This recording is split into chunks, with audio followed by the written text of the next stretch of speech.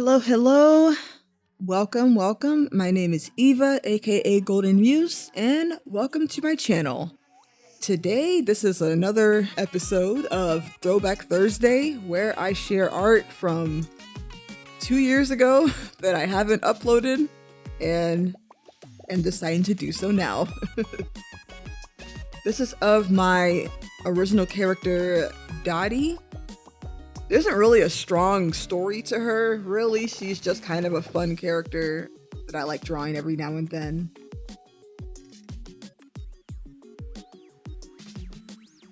Again, this was back in a lot of these throwbacks. You'll see a lot of it is like a cel shade style, very linear, and that's just what I was really huge on back then. And because I was just kind of afraid of painting something. I think I just wasn't confident in my painting in 2023. Even though I painted before this, but I just hadn't painted in a while back then. So I was just like, I found this easier to get into at the time.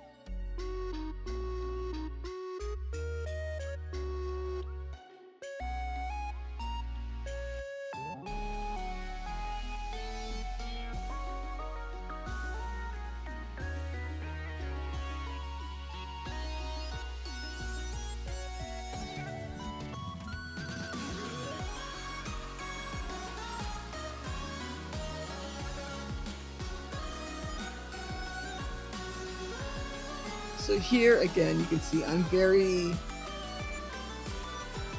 meticulous about the line art. Like when it comes to doing cel shade, for me, everything has to be drawn in advance, like everything.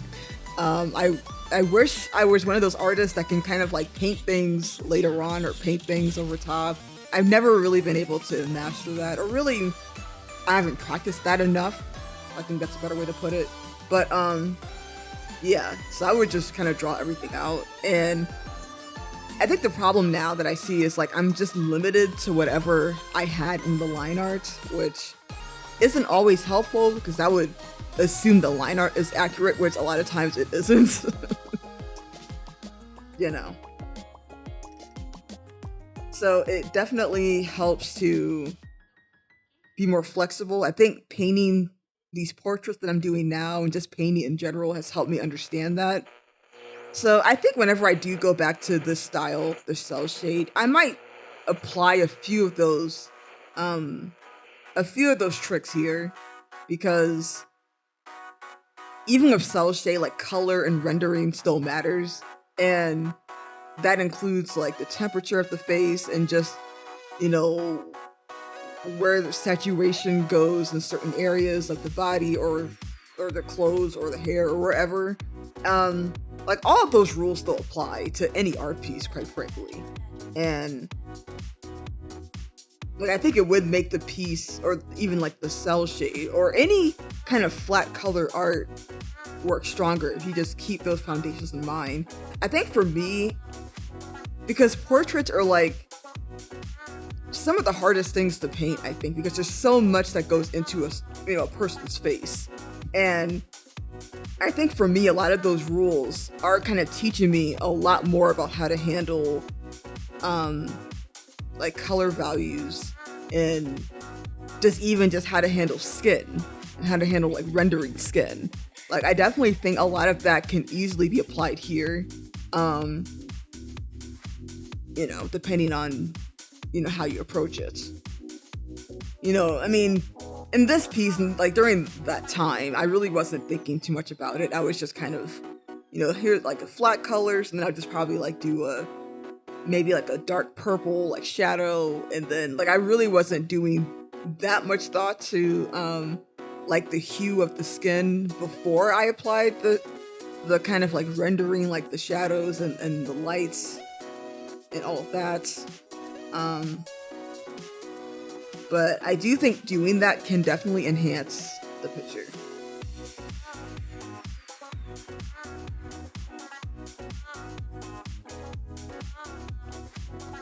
Yeah, so here I'm just kind of doing basic values, like nothing really, yeah. I mean, just just shadows and lights, like nothing really like too complex there, you know. But I mean, I think at the time it worked for me because I didn't really know any better, you know. Sometimes you can only do what you know.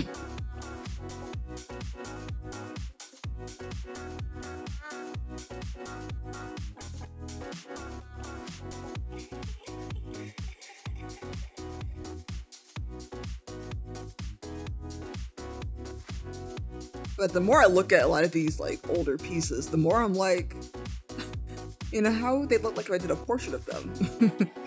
So I don't know. One day, I'm sure that will happen. I'll probably end up doing a portrait of her just to see how she looks in a more realistic painterly style.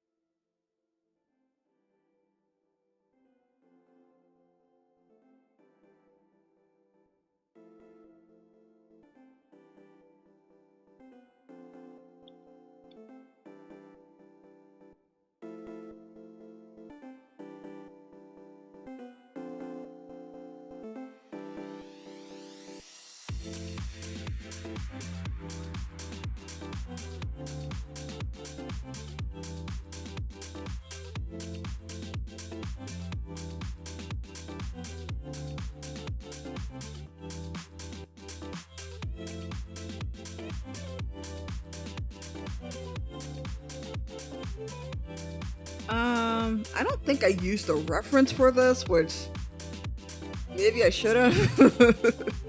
I think here I was just trying to just get to the art, but use a reference. Like, really, references can be very helpful. And it just helps you to know that the pose you're doing is accurate to some level. I think here I just kind of envisioned the pose she was in and just drew that, but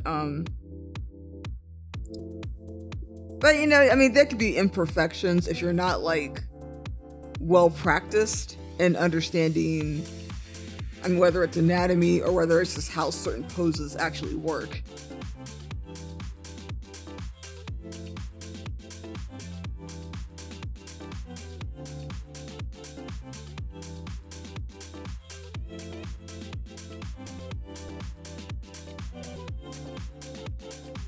Oh gosh, this was so tedious to do. Doing her hair and trying to get the details of like the curls. Yeah, very, very tedious. I don't know why I did it this way. I did the lasso tool to like shape out how the curls would look. Ugh, way too much. I'm sure there's faster ways to do it, but I didn't know at the time.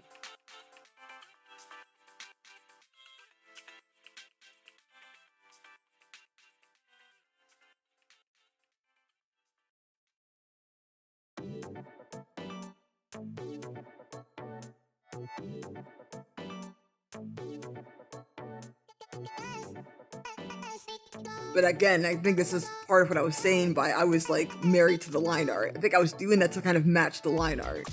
Because otherwise the line art just kind of made it look a little, I don't know, too decisive. So I think adding like additional shadows like helped enhance the details that I put in the line art when it came to her hair.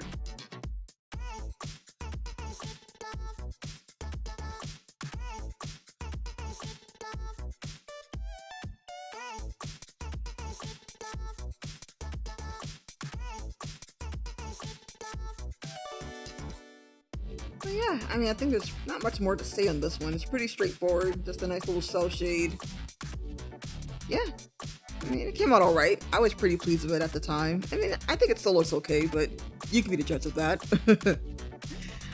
Anyways, thank you guys for watching this little Throwback Thursday, and if you could like this video, I would greatly appreciate it. If you could leave a polite comment, I would also appreciate that.